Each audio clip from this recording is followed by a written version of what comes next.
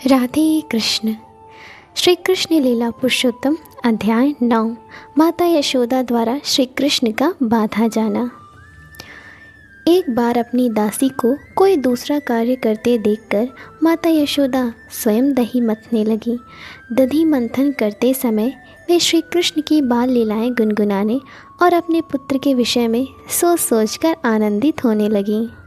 दही मथते समय उनकी साड़ी का सिरा दृढ़तापूर्वक लिपटा था और जब वे दोनों हाथों से परिश्रम पूर्वक दही मथ रही थी तो उत्कट पुत्र प्रेम के कारण उनके स्तनों से, जो दोनों हाथों से परिश्रम पूर्वक दही मथने के कारण हिल रहे थे, दूध बहने लगे। उनके हाथ की चूड़ियाँ तथा कंगन एक दूसरे का स्पर्श करने के कारण रुनझुन कर रहे थे और उनके कर्णाभूषण तथा स्तन हिल रहे थे। उनके मुखमंडल पर पसीने की बूंदें थीं और शीश की पुष्पमाला इधर उधर बिखर गई थी। इस अनूठे दृश्य के समक्ष भगवान श्री कृष्ण बाल रूप में प्रकट हुए। वे भूखे थे और अपनी माँ के दुलार को बढ़ाने के लिए वे चाहते थे कि माता दही मथना बंद कर दे। उन्होंने संकेत किया कि माँ का पहला कार्य दूध पिलाना था और दही मथना बाद का कार्य था। माता यशोदा ने अपने पुत्र को गोद में उठा लिया और उसके मुख में अपना स्तन दे दिया। जब श्री कृष्ण दूध पी रहे थे तो माता हंस हंसकर अपने पुत्र के मुख की सुंदरता निहारती जा रही थी। अकस्मात चूल्हे पर रखा हुआ दूध उबलने लगा। दूध को गिरने से बचाने के लिए यशोदा तुरंत ही श्री कृष्ण को एक और बिठाकर चूल्हे के पास गई।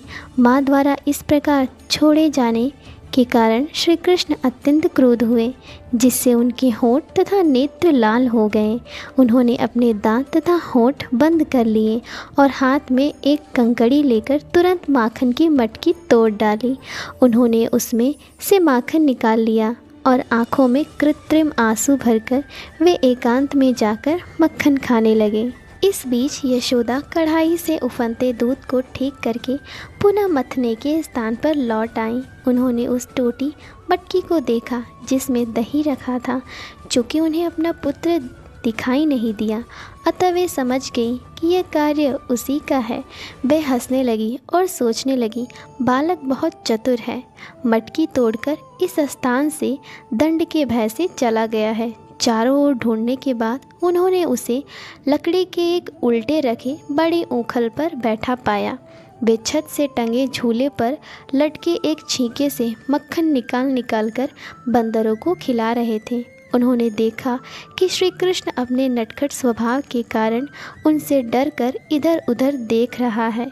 अपने पुत्र को इस तरफ व्यस्त देखकर वे चुपचाप पीछे से आईं, किंतु श्री कृष्ण ने तुरंत ही देख लिया कि उनकी माता हाथ में छड़ी लेकर उनकी ओर आ रही हैं।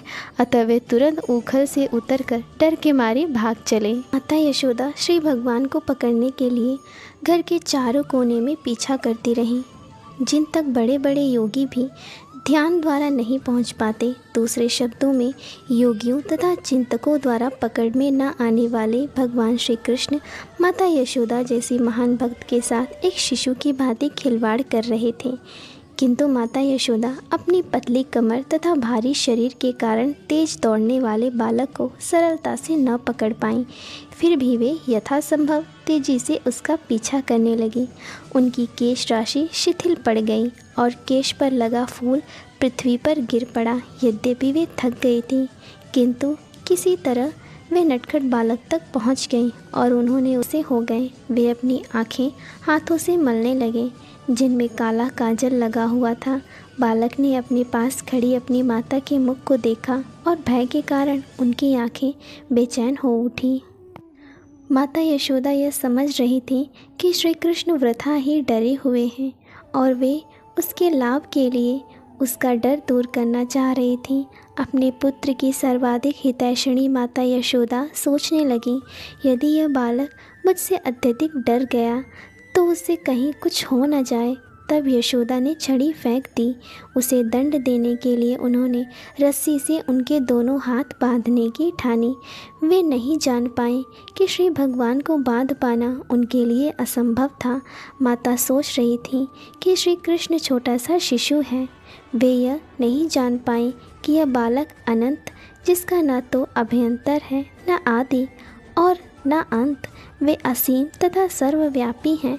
निसंदेह वे ही यह संपूर्ण, यद्यपि वे समस्त इंद्रियों के पहुँच के बाहर हैं, तो भी वे उन्हें काष्ठ के उलोक से बांधने का प्रयत्न कर रही थी।